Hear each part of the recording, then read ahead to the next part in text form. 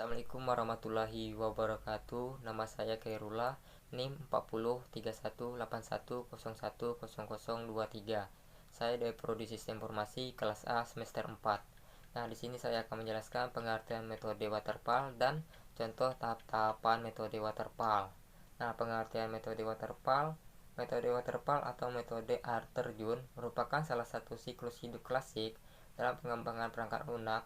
Metode ini menggambarkan pendekatan yang cukup sistematis juga berurutan pada pengembangan software, mulai dari spesifikasi kebutuhan pengguna, perencanaan, pemodelan, konstruksi, penyerahan sistem ke penggunaan, serta perawatan sistem. Nah, ada tahap-tahap metode waterfall. Dari pengertian di atas, sebetulnya kita sudah mendapatkan tahap-tahapan metode pengembangan software ini. Supaya lebih jelas, saya uraikan ya. Nah, yang pertama itu requirements. Pada tahap ini, pengembangan harus mengetahui seluruh informasi mengenai kebutuhan software, seperti kegunaan software yang diinginkan oleh pengguna dan batas software. Informasi tersebut biasanya diperoleh dari wawancara, survei, ataupun diskusi. Setelah itu, informasi dianalisis sehingga mendapatkan data yang lengkap mengenai kebutuhan pengguna akan software yang akan dikembangkan. Yang kedua, desain. Tahap selanjutnya yaitu desain. Desain dilakukan sebelum proses coding dimulai. Ini bertujuan untuk memberikan gambar lengkap tentang apa yang harus dipekerjakan dan bagaimana tampilan dari sebuah sistem yang diinginkan, sehingga membantu menspesifikasi kebutuhan hardware dan sistem, juga mendefinisikan arsitektur sistem yang akan dibuat secara keseluruhan. Nah, yang ketiga, implementation. Proses penulisan kode ada di tahap ini. Pembuatan software akan dipecah menjadi modul-modul kecil yang nantinya akan digabungkan dalam tahap selanjutnya. Dalam tahap ini juga akan dilakukan pemeriksaan lebih dalam terhadap modul yang sudah dibuat. Apakah memenuhi fungsi yang diinginkan atau belum? Yang keempat itu integration dan testing. Pada tahap keempat ini akan dilakukan penggabungan modul-modul yang sudah dibuat sebelumnya. Setelah itu akan dilakukan pengujian yang bertujuan untuk mengetahui apakah software sudah sesuai desain yang diinginkan, apakah masih ada kesalahan atau tidak.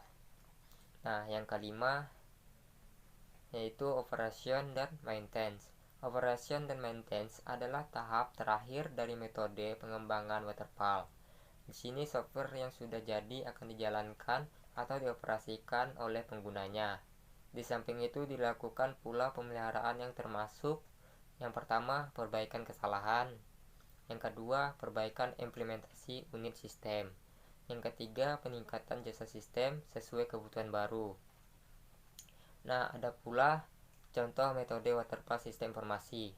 Berikut ini adalah contoh penerapan metode waterfall pada sistem informasi alumni pada sebuah SMK. Nah, yang pertama, tahapan alasan menggunakan waterfall yaitu uraiannya karena kebutuhan pihak sekolah telah jelas. Yang kedua, analisis. Uraiannya itu analisis kebutuhan dilakukan dengan cara mewawancarai koordinator BK SMKA.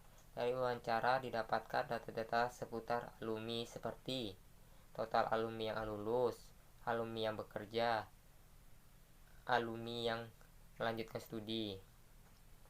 Nah, yang ketiga, desain. Uraiannya perancangan sistem menggunakan ERD seperti use case dan sequensi. Yang keempat, implement. Sistem informasi akan dibuat menggunakan bahasa pemrograman, PHP, dan framework dan kode printer. Yang kelima, penguji sistem. Uraiannya pengujian dilakukan pada aspek fungsionalitas kepada ahli sistem informasi, petugas administrator, dan alumni langsung. Yang keenam, maintenance. Penguraiannya pemeliharaan akan dilakukan apabila ada update fitur atau memperbaiki kesalahan yang ditemukan pada saat sistem digunakan langsung oleh user. Nah, itulah penjelasan dari pengertian metode waterfall dan contoh tahap-tahap metode waterfall. Sekian.